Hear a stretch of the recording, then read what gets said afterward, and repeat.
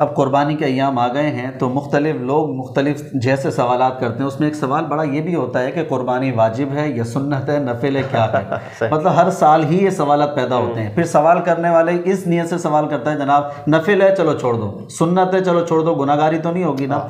तो कई social media पर भी, नेशनल मीडिया पर भी ये सवालात बहुत ज़्यादा उठते हैं, जवाबात भी आते हैं और सुस्ती थोड़ी सी पैदा होने लगी है अवाम के अंदर। आप इस मौजू को किस जहत से देखते हैं कि शरीयत का कोई भी अमल हो उस पर यह सवाल करना भाई फ़र्ज़ वाजिब है, सुन्नत है, अगर फ़र्ज़ वाजिब है तो लाजिम है, सुन्नत है तो कोई मसला नहीं, छोड़ दो, बदअमली की तरफ चले जाओ। इस जहत से जब सवालात करते हैं तो कि ये तरीक़ाकार मुनासिब है? देखिए, इसमें मेरा स्टैंड बहुत अलग है और शायद सुनने वालों को इब्तिदा में समझ में ना आए, मैं फिर भी कोशिश करता हूँ अच्छे तरीके से समझाने की। कुछ फ़िक़ही बहसें ऐसी होती हैं, फ़िक़ही बहसों की बात है, भाई ये काम वाजिब है या नफल है, ये इस कैटेगरी में या इस कैटेगरी, जिसने हमारे मुसलमानों की इज्तिमाई अमली पोजीशन को बहुत कमज़ोर कर दी। सही, ये फ़िक़ही बहसें हैं, भाई ये काम वाजिब है या नफल है। अल्लाह ताला ने ये टर्म्स मुकर्रर नहीं की। अल्लाह ने हर एक हुक्म को अपने कुरान में जिक्र किया, ये वाजिब की कैटेगरी है, ये सुन्नत की कैटेगरी है, नफल की कैटेगरी है, ये मुक़द्दा की कैटेगरी है, नहीं। ये बाद में जो उलमा थे उन्होंने चीज़ों को समझ के कैटेगराइज किया, ये वाजिब कैटेगरी है, ये नफल, ये सुन्नत। कुछ बातें ऐसी होती हैं कि जो एक कमरे के अंदर जो तहकीक करने वाले लोग हैं, चलो उनमें डिस्कस होती, समझ में आती, वो अवाम के अंदर आने वाली बातें नहीं होनी चाहिए।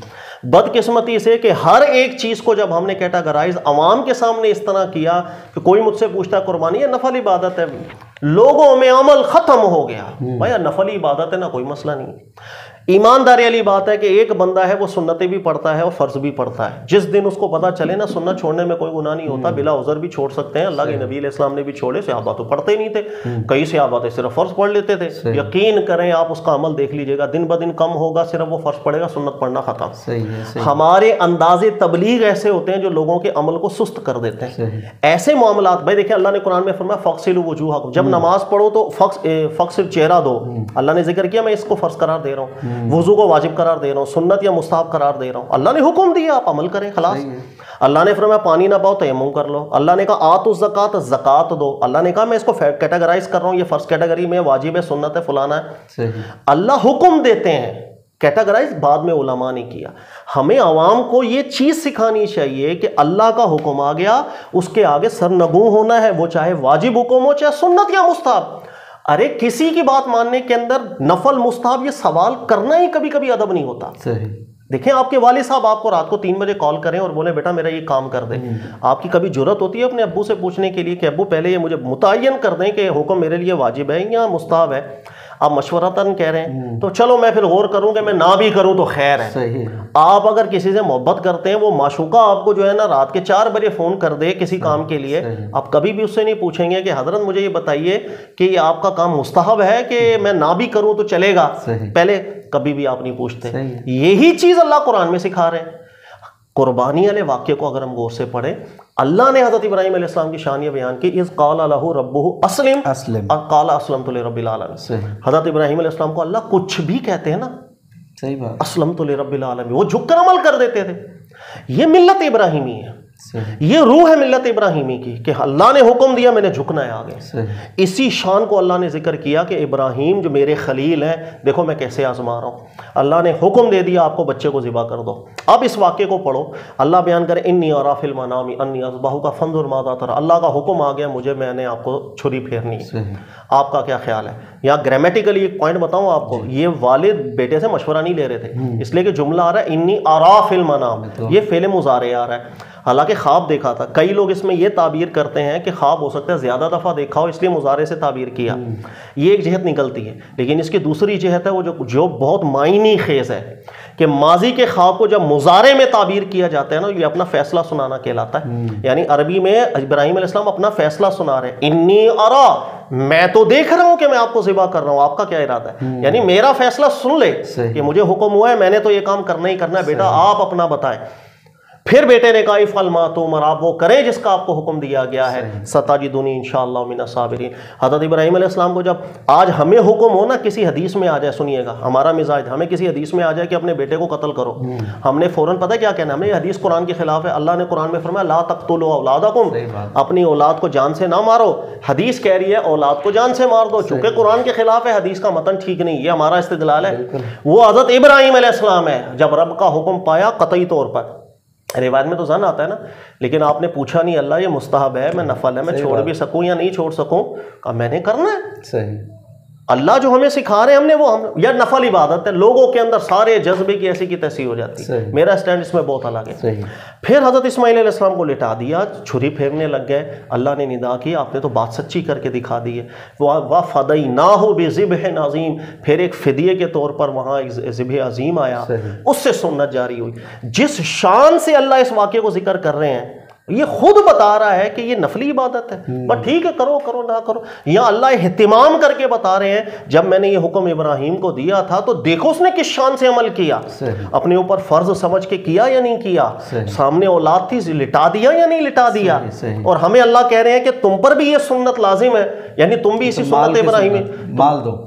तो मैं इससे ये इस्तेदलाल करूं कि यार फ़कत नफल इबादत है, मुझे ये इस्तेदलाल कमज़ोर लगता है। लोगों में इसी अंदाज में बयान करें, ये समझाएं अल्लाह का हुक्म आए वो मानना है। और ये क्या होता है कि नफल है, बात तो समझ में आ गई। अब सवाल फिर और जहनों में उलझ जाएगा, लाजमी उलझेगा। जब ये सुनेगा प्रोग्राम, खासतौर पर तालिब इल्म या आलिम को सुनेगा, उसके जहन में सवाल एक आएगा, तो फिर उलमा ने कैटेगराइज किया क्यों है, ये फ़र्ज़ है, ये वाजिब है, ये सुन्नत है, मौक़द है, गैर मौक़द है, क्यों किया है? देखिएगा, एक है कि कोई केस मेरे सामने आता है, मिसाल के तौर पर मुझे किसी का फ़ोन आया ईद के बाद, यार मेरी कुर्बानी करने की नीयत थी, लेकिन ईद के दिनों के करीब सडनली घर में हादसा हो गया, वालिद साहब बीमार हो गए, मुझे हॉस्पिटल लेके जाना पड़ गया, मैं इतना बिजी हो गया यार मैं कुर्बानी नहीं कर सका, मेरे जज्बा भी था दिल में, या मुफ्ती साहब मैं इसका क्या कफारा दूं, गुनाहगार हूं। अब मुझे जवाब देना पड़ेगा, आप गुनाहगार नहीं हो, परेशान ना हो, अल्लाह आपकी नीयत पे मुमकिन है आपको सवाब दे, आपको अजर दे। ये इबादत ऐसी नहीं है कि आपने अगर छोड़ दी नीयत भी थी अल्लाह आपको गुनाहगार कर दे।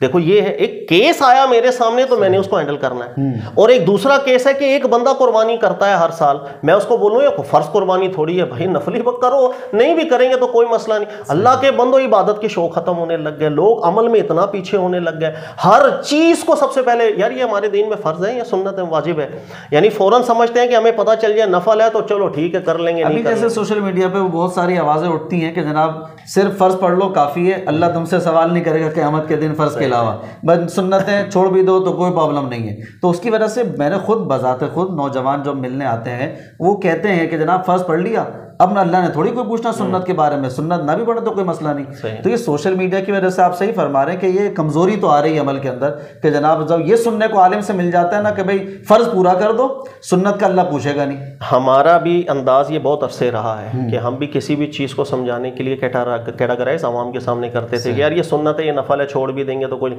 मैं एक दफ़ा उस्ताद के पास अपने गया तो ऐसी कोई मसला जिक्र हुआ तो उन्होंने फिर मुझे समझाया, तो उन्होंने बेटा ये तबलीग का अंदाज ठीक नहीं होता। तो मैंने उनसे ये जिक्र, उन्होंने कहा लोगों को ये बताएं अल्लाह का हुक्म है, मैंने सर झुकाना है। सही। नफल फर्ज की ये अकसाम तो हमने बनाई है, अल्लाह ने कब कहा था कुरान के अंदर? जैसे मैंने मिसाल दी, अल्लाह ने कहा वुजू करके नमाज पढ़ो, अल्लाह ने कहा कि ये फर्ज मैं रख रहा हूँ तुम्हारे ऊपर, वो तो मैंने समझा फर्ज। सही। ये तो समझते हम हैं, ये चीज़ फर्ज लग रही है, ये चीज़ ज़रूरी लग रही है, वाजिब लग रही है, अल्लाह ने तो जस्ट ऑर्डर किया। देखो इसकी एक और मिसाल, अल्लाह ने फरमाया कि जब हम इब्राहिम आदम अलैहिस्सलाम को पैदा करें, फस्जुदू, आपने सजदा करना है। फरिश्तों ने पूछा था कि अल्लाह ताला जो हुक्म है ज़रा वाजिब है या नफल है? नफल है तो फिर ठीक है, फिर हमारी मर्जी हम करें या ना करें। उन्होंने कहा सजदा करना है खलास। सही। इसी तरह 50 मिसालें कुरान पाक बार बार हमें जिक्र करता है।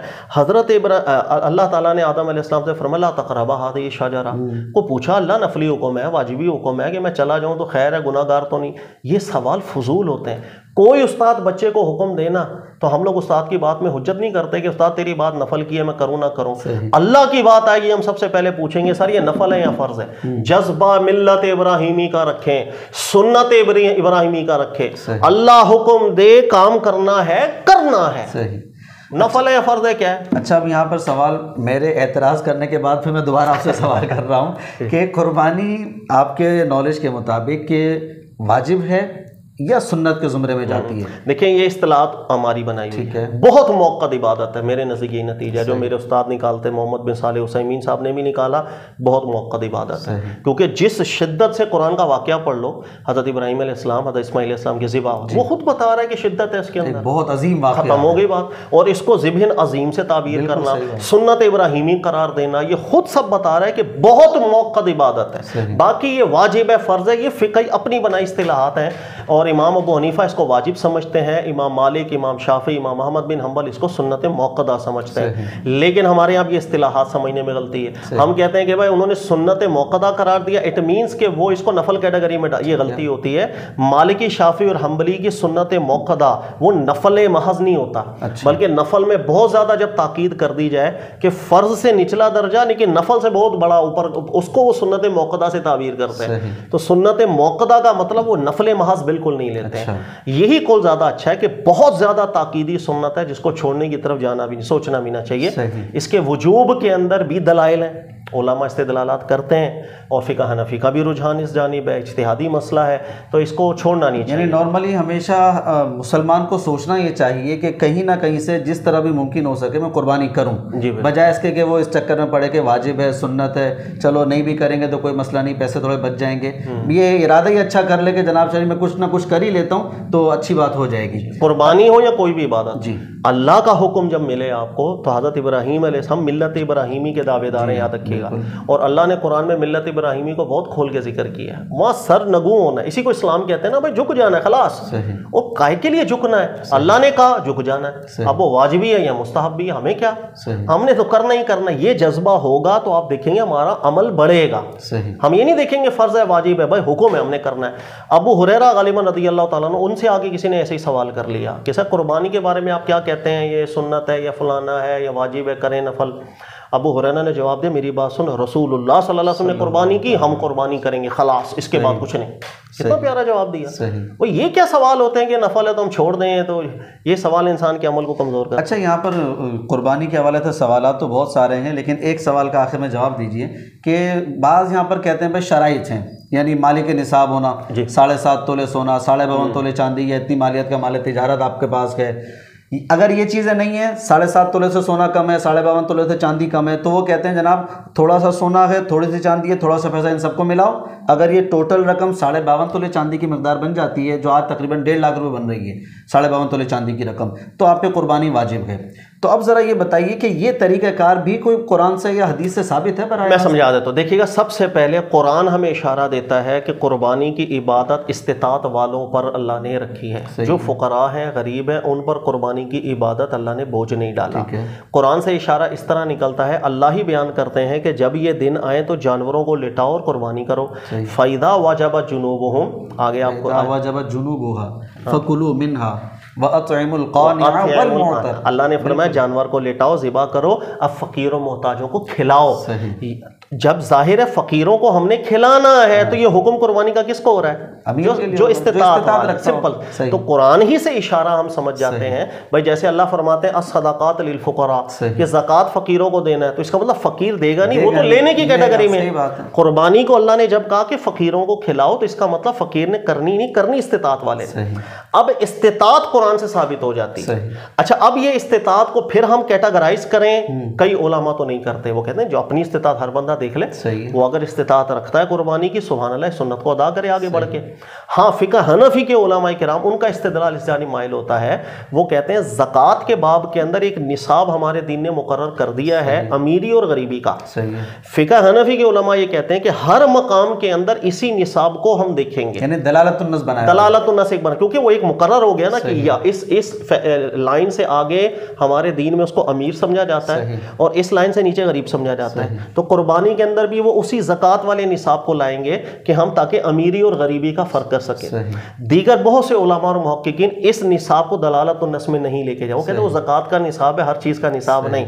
भाई जैसे सदका फितर है, उसके अंदर भी वो उलमा कहते हैं इस्तिताअत है, दे दो खलास, ये थोड़ी है कि हम उसमें भी ज़कात का निसाब देखें। तो कई उलमा जिक्र करते हैं इस्तिताअत बस है, आप कुर्बानी करें बढ़कर, अगर इस्तिताअत नहीं है तो आप पर अल्लाह ने कुर्बानी नहीं रखी है। ये बने। नंबर 2, ये जो है ना निसाबों को मिला देना, इसके ऊपर हमने, मुझे याद आ रहा है कि पहले वज़ाहत हमने किया हुआ है। इसके अंदर निहायत दर्जे का कमज़ोर इस्तिदलाल ये है, चांदी और सोने के निसाब में जब से फ़र्क आ गया और आज के दौर में हम चांदी के निसाब पर ज़कात भी लाजिम कर रहे हैं और कुर्बानी भी लाजिम, ये हम जुल्म कर रहे हैं। अच्छा, इसलिए कि रसूलुल्लाह सल्लल्लाहु अलैहि वसल्लम के ज़माना मुबारक में इन दोनों की वैल्यू एक थी। 52.5 तोला चांदी अगर उस वक्त 1 लाख रुपए की आती थी तो 7.5 तोला सोना भी 1 लाख का आता था। यानी दोनों की वैल्यू एक जैसी थी। सही। नबी पाक अलैहिस्सलाम ने इसलिए दोनों की मुकर्रर, ये 52.5 तोला चांदी हो या 7.5 तोला यानी दोनों एक बराबर है, यानी लाख रुपए आपके पास हो। अल्लाह के नबी अलैहिस्सलाम के बाद आस्ता आस्ता इनकी वैल्यू में फर्क आने लग गया। शुरू में बहुत कम फर्क था, मसलन 1 लाख का 7.5 तोला सोना आ रहा है तो 99,000 का, 95,000 का, 90,000 की चांदी आ जाती थी, थोड़ा सा फर्क था। तो उलमा ने जिक्र किया कि आप एहतियातन चांदी के निसाब से ज़कात दे दें, इसलिए कि जब ज़कात दे के फिर भी आपके पास 1,000 रुपए की ज़कात देंगे तो 90,000 फिर भी बच गया, ठीक है। सही। फिर आस्ता आस्ता इतना फ़र्क आ गया जैसे हम आज के दौर में आ गए। आज के दौर में 7.5 तोला सोना ले तो आप 15 लाख का, चांदी ले तो शायद 1.25 लाख की आ जाए। अब 1.25 लाख अगर किसी के पास है, वो एक बकरा लेने जाता है ना, तो बकरा तकरीबन 70-80 हज़ार का, 50,000 का वो बकरा मिल रहा है। यानी ये वो गनी है कि अगर बकरा लाएगा गिना खत्म हो जाएगा इसके ऊपर, वापस फकर में। ऐसे दौर के अंदर चांदी का निसाब मुकर्रर करना बहुत जुल्म है। हमारा दीन 100 में 2.5% ज़कात की वैल्यू रखता है, यानी 100 में 2.5 निकालो, 98 आपके पास है। अब 1 लाख रुपए में निसाब आप बना रहे हैं, वो 70,000 का बकरा लाके फकीर हो जाए। तो आज के दौर में चांदी के हिसाब से निसाब नहीं है, सोने के हिसाब से निसाब है। गरीबों पर रहम किया करें, उन पे हम ज़कात भी फ़र्ज कर दी हमने, उन लोगों के ऊपर मुतवस्सित तबकों पर कुर्बानियाँ भी वाजिब कर दी। फिर कहते हैं यार हिस्सा डाल लो, अरे हिस्से का मसला खुद इतना इख्तिलाफी है। इमाम मालिक हिस्से के कायल ही नहीं थे तो हज की थी, जितने दलाइल हैं हज में अल्लाह के नबी अलैहिस्सलाम ने हिस्से बनवाए। ईद उल अज़हा की कुर्बानी पर एक दफ़ा भी अल्लाह के नबी अलैहिस्सलाम से या सहाबा से साबित नहीं, वो ऊँट लाकर 7 हिस्से करते थे, ये तो हज की थी। तो इमाम मालिक की नज़र हिस्से वाली कुर्बानी है ही नहीं। मतलब एक इख्तिलाफी मसला हो गया। असल है कि आपका एक जानवर होना चाहिए। चलो फ़िक़्ह हनफ़ी के अंदर ये हिस्से हैं या दीगर बाज़ उलमा इस्तेदलाल करते हैं। कहने का मकसद ये कि फिर भी लोगों पे इतनी सख्ती नहीं करनी चाहिए कि इज्तिहादी मसला है उसको उसी दर्जे में रहना चाहिए। सर बहुत शुक्रिया, बहुत आज भी सीखने को मिला। जी नाज़रीन, तो आपको भी इंशाल्लाह मुमकिन है, उम्मीद है अल्लाह की रहमत से बहुत सीखने को मिला होगा। कुर्बानी के और बहुत सारे सवालात हैं, टाइम चूँकि कम होता है इसलिए कम सवालात को हम लेते हैं, और सवालात को लेकर इंशाल्लाह अगले प्रोग्राम में हम लोग इसको डिस्कस करेंगे, उसके जवाब लेंगे। तो प्रोग्राम को देखते भी रहा करें और समझते भी रहा करें, इससे सीखा करें, इसी बात को आगे पहुंचाया भी करें। इस चैनल को सब्सक्राइब करके आगे इसको शेयर भी किया कीजिए। अगले प्रोग्राम तक हम सबको इजाज़त दीजिए। अल्लाह ताला सब पर रहम व करम नाज़िल फरमाए।